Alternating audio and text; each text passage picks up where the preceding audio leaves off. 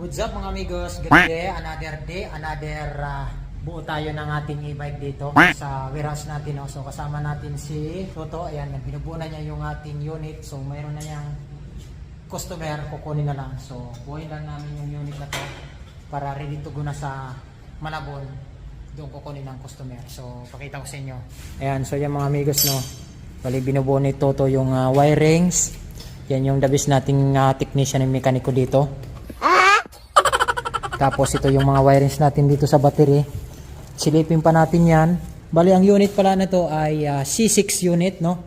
Ayan, kumpletuhin namin yan para mabuo na, para mamaya i-deliver namin yung mga alas 3. So ngayon kailangan namin i-check yan ng buo para sure pagdating sa customer walang masabi.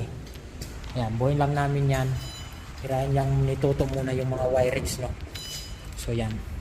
Itong unit na to kulay white C60. Bali, ang cash nito ay 38,000. 38,000 ang cash nito sa kukunin ng ating customer na unit na to. Ayan, bali SG Moto unit. Dito tayo ngayon sa warehouse. Okay? Okay.